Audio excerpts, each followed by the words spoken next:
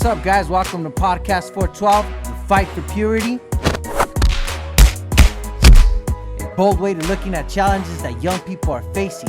We'll talk about the naked truth of life and how to handle the problems you're thinking but not talking about. So strap in, get ready for another great podcast.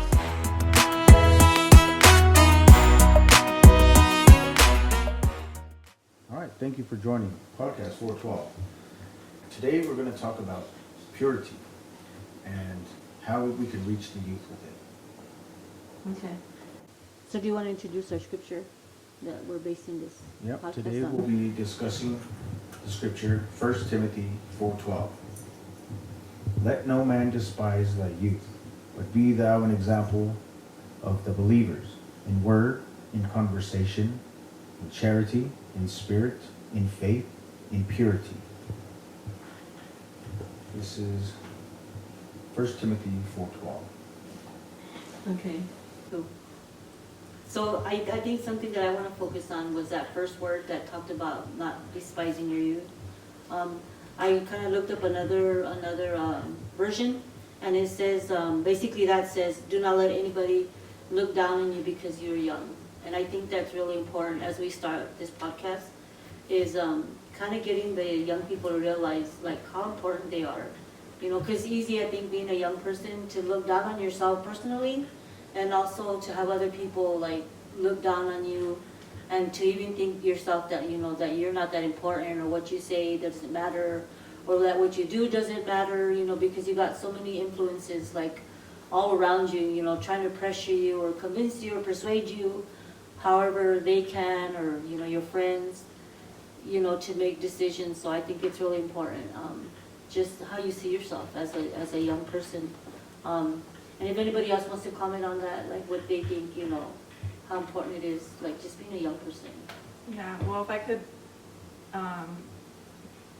talk about the reason why, you know, even the scriptures picked and the reason why. Well, so first of all, like it's called the fight for, well, not the fight, it's called, let me start there. It's called the fight for purity. Because, well, I think in these last days, I don't even know if this generation understands what purity is. You know, growing up, it wasn't something that was talked about to me. And I really felt a need as, you know, my kids get older and my nieces are getting older, and even as my nephews get older, like I need to express what it is, you know, and how our decisions impact us, and that, well, like you were saying, just because they're young, that doesn't mean that they can't make an impact.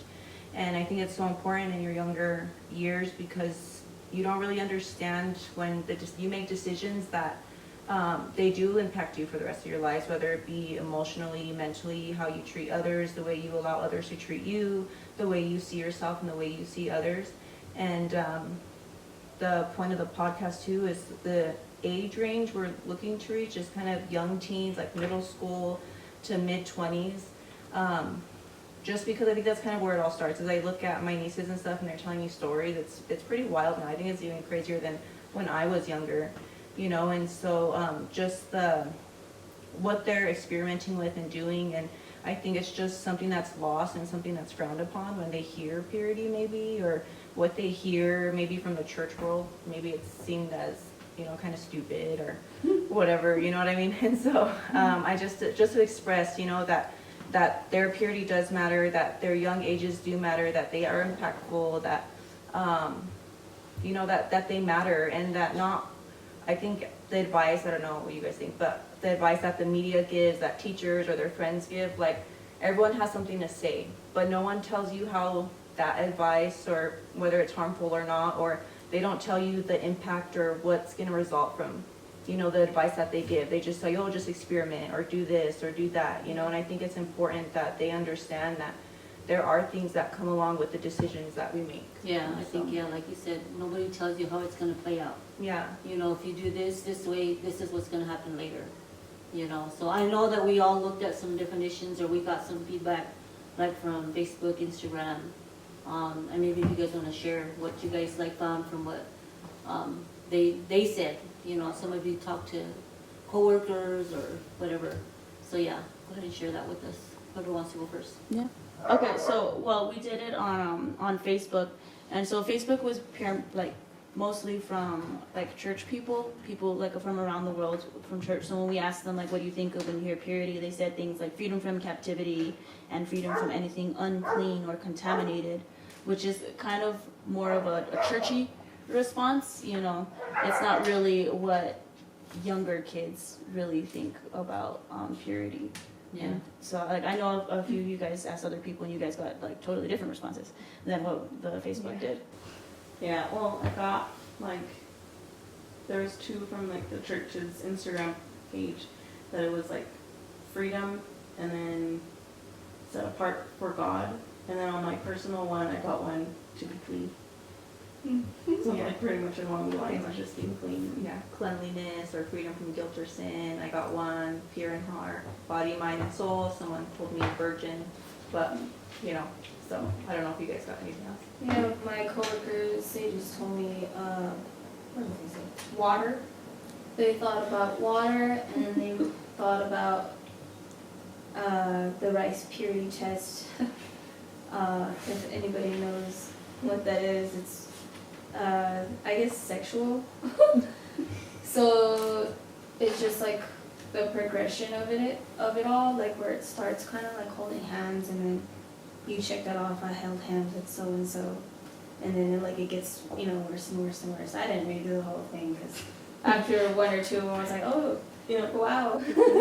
Even when like I was young, they had like these bracelets that had Oh that yeah, had that meanings represented. to it, and I never understood the meanings, but I would always like to wear them. And I everybody forgot was like, about that. You have that one, and I was like, what? Yeah, and then it meant like you did this or you Yeah. did that. Yeah, and then the terms too. I think wasn't there terms like second base, first base, and Yeah. there was some other stuff. Some I wild stuff. don't think it's a thing anymore. No. I don't Well, it might be. I don't know.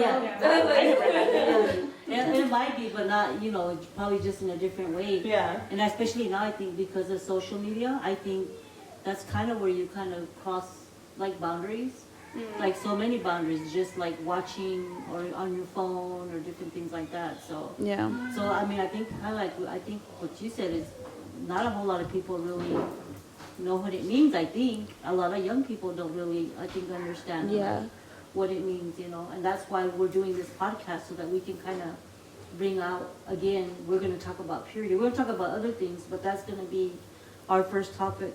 So I looked it up in the Vine's dictionary, and it basically means it means purity. It means cleanness, definition, sheerness, chastity, pureness, and immaculateness. And then my favorite one, or at least to me, my favorite one was the one that said definition, which somebody said definition. I was like, yeah, definition, like in defining, I think defining like who you are, what defines you. I think that's like a good launching point is like what defines you, And purity should be something that defines you, because that does set you apart, because you are doing something different, than what everybody else is doing. So I think that's really important. Like I said, like going back to the verse that we read in the Bible, one of the things it talked about is that, it talks about you being able to be an example as a young person, which to me means you can be an influence, for good things, or for healthy things, or for positive things, There's so much nowadays. I think we were talking about how everybody talks about youth being a time where you're just reckless, but it doesn't have to be, you don't have to be reckless. You can actually make good choices, And so I think that's really important.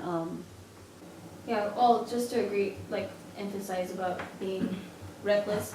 Like I'm told, even now, like be young and dumb, and just do whatever the heck you feel like doing, because this is the only time you can do this, because you're a kid, right? You're a kid, so yes, I understand. Like yes, you are a kid, and like this is like the time to make mistakes, I guess, and be able to recover versus as an older person. But that's like what everyone tells you, but at the same time, like what you were saying, it's almost like a little bit of a lie saying that you can recover from it. Yeah. And like not saying that you can't, but you almost kind of make it harder on yourself to recover from those mistakes. It would be better off to just kind of steer away from all that stuff. Yeah. But yeah, I would say for the majority, you are taught a lot to be young, to be dumb, to do what feels right. Yeah. Not necessarily what is right, Yeah. but what Yeah. feels right and what Yeah. feels good to you and what Yeah. makes you happy Yeah. and stuff like that. And just because something makes you happy or feels right doesn't mean that it's good for you. You know, like I know a lot of times I also say, like, when it comes to like drug addiction and all that, I'm sure it feels great when you're high, but that doesn't mean it necessarily is good for you. You know, Yeah. like Well, sure, it feels great. We're not saying it doesn't feel great. It feels great. And I know, like, Yeah. I know everybody's heard it, you know, like, you talk about, like, doing drugs and all that. But you know, when you really think about it, and I know you guys have heard this, if you're a young person, you're really poisoning yourself. You know, when you take drugs, you're taking poison. When you're drinking, you're like, you know, but yet people are encouraging you, go ahead and poison your body, you know, go ahead and poison yourself, you know. Well, it's because it's something new and it's something fun, and that's like she was It saying. opens your third eye. Right, right. It's something that you can't do when you're older, because when you're older, your body's not gonna handle it the same, which should tell you something. You know what I mean? Like if your Yeah. body can't handle it when you're older, it's probably 'cause it's not good for you. Yeah. It's also people telling you not to do it. A lot of times people rebel. Yeah. Yeah. Yeah. Yeah, and so I think it's kind of like, well, like you guys were saying, they tell you to do whatever, but then there's also that weird, like, rules that everybody also tells you when you're in school. This is the time to figure out who you are, but this is like the most important time of your life, but they still want you to be like reckless and do all these crazy things, but they also want you to like start thinking about your future and your career. And so as like a teenager, you're like, well, what do I do? You're like, I can do both in your brain. You're like, I can figure out a career and I can be crazy and I can do all of it, but you don't realize, like, even just like the simple things, like even if you're being like young and crazy, to be young and crazy is expensive. You know what I mean? You know, it costs money to do like crazy things, and you don't think about it. You're not thinking, you know what, I'm gonna spend all my money. But then when you're older, you're like, hey, I have no money, and I never learned how to use my money, because when I was young and dumb and when I was supposed to be figuring out my life, I never figured out how to save. I never figured out what's the best way to use my money, and so it affects you in the long run. And that's just like the simplest. That's like the simplest thing. Yeah. That's not even like hitting like a hard subject of being like pure or anything. And like going back to purity, a lot of, I think, like the way the world is today, purity isn't talked about. Yeah. So nobody really knows what it is, and if it is talked about, it's almost talked about in like a negative thing, and it's mostly about the church. You know, when you think of somebody who's being pure, you think of, well, I don't know about you, but I think of like, you know, the girls with the like real modest clothing, you know, no makeup, no jewelry, like nothing. They're real quiet, they're real just, you know, like holy, you know. That's kind of what I used to think of like when I was in high school about what does it mean to be pure. You know, you've got like a little halo around your head, but that's not what it means. But I think that's kind of the picture that's pushed on younger kids, is just, you know, being pure. It's not fun, it's not cool. Yeah. You That's get the biggest attracted. thing you picked up Yeah, on right there. It's not fun. That's Mhm. one Yeah. of the most Yeah. things everyone wants to do, especially the youth, is they just want to go out and experience this new thing, like you had mentioned earlier, this life, this thing that everyone's telling us, don't do it, don't be, it's dangerous or whatnot, and they want to get out there, and without the guidance of what we're trying to do here for the youth, a lot of times they can end up very lost. Thanks for listening. Join us next time for part 2. You can contact us through Instagram at podcast412 or email us at 412fight@gmail.com. See you next time.